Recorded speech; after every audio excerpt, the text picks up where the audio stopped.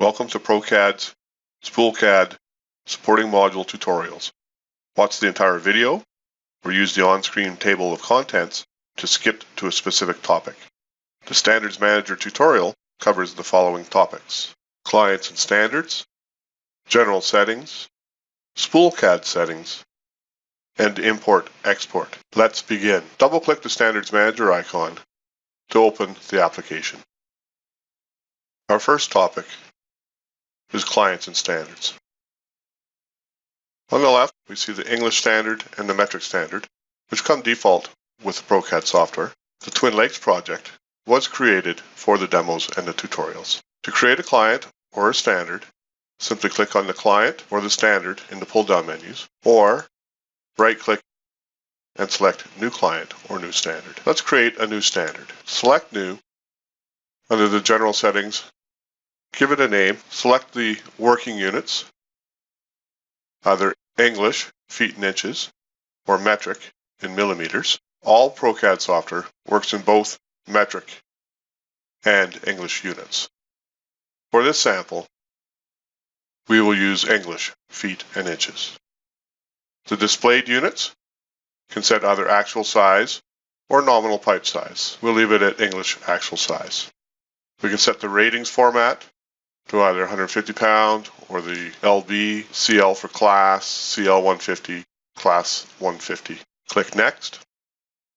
The location of the Spool CAD drawing folder is listed.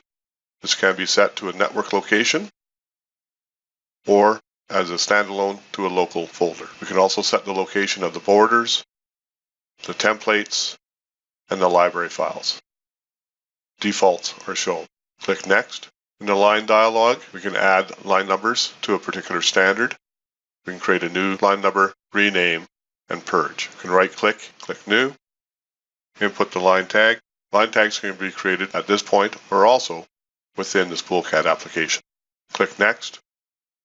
In the Available Specs dialog, select the specs that will be used within the standard. They can be toggled on and off. Select Finish, and our standard is created. We can right-click on our standard, open it, we can copy it, rename it, print it, or delete it. Let's add a new client.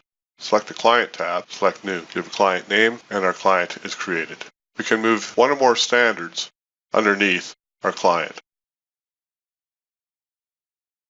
to keep organization of files and standards to a specific client. Any number of standards can reside under a client, simply by clicking and dragging. Our next topic is General Settings. Once we have created our clients and standards, we can make changes to the standards. We can rename the standard, delete the standards. We can also open the standard and make modifications. Under the General Settings tab, we see the general settings for our standard. We can change the standard name. We can change our ratings format. We can set the local file for line numbers if required. What we can't change is our working units. These were set as read-only when we created this standard. Under our file locations, we can change the drawing folder location for our drawings. We'll take a look at that. We'll change it to something more specific. We'll search down, find our folder, find our drawings folder.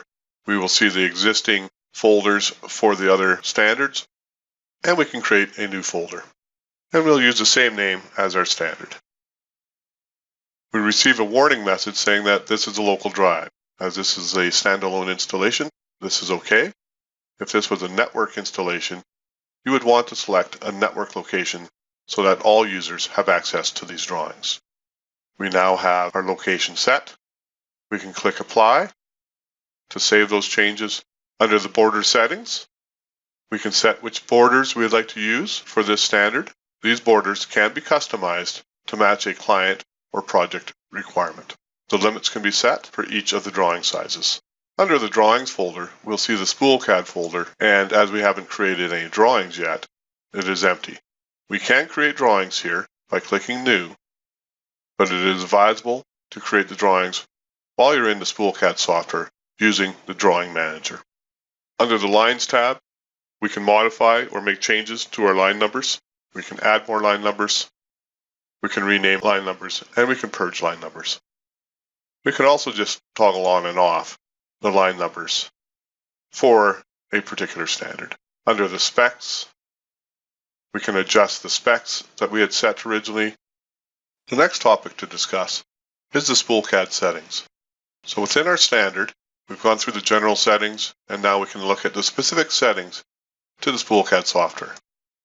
Clicking on the plus sign opens up the available options within the Spool CAD settings.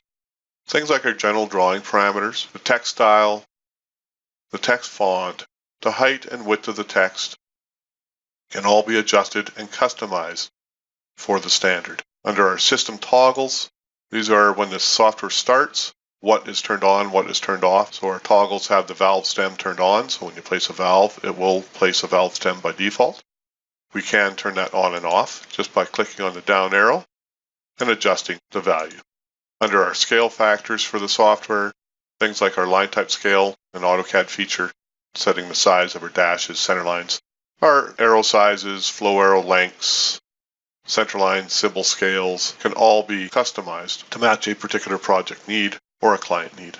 Under component sizing, this is specific to the symbols that are placed within the drawing. Our components, our flanges, our valves, the weld dot scale, steel member heights and widths, threaded and socket weld component lengths, all can be adjusted. Under the bill of materials, we can set the scale factors for the item balloons, the unit types for the bolts, swedge information, basic information within the bill of material. The dimension variable tab shows all of AutoCAD's dimension variables that can be set within the standard, allowing for flexibility to match client or project needs. And our last Spool CAD setting is layers. When a new drawing is created, the default layer structure is shown here. The layer names appear, the colors, the line types, and the line weights. They can be changed, customizable for each client. Our last topic in the Standards Manager tutorial is the import-export. Once we have created our standard, adjusted the settings, we can then create a backup using an export option. We can also create an export for another client using the PROCAD SPOOLCAD software. Or, if we're in a standalone situation, we can export a standard to install on another computer. Select the export, select a folder location. I'll just select my desktop. We'll save out that standard, and let's take a look. There is our standard. It shows up on the desktop. To import a standard, simply select the Import button.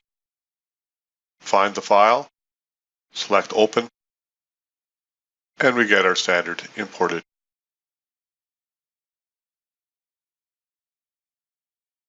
Another useful option is the Compare. When we have two standards and we're not sure what the differences are, we can use the Compare option. In the top, we can select which standard we'd like to compare. In the bottom, we'll select which one we're going to compare it with, and then we see the standard differences. There's our standard that we created, and there's the English standard. Items highlighted in color yellow are the differences. Anything in white means it's the same. So we have our SpoolCAD drawing folder location, which is different for each of the standards.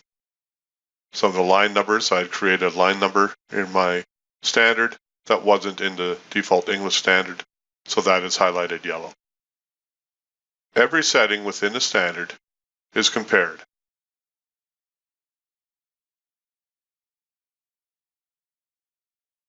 This concludes the topics covered in the Standards Manager tutorial. Review the topics in this module or select another module.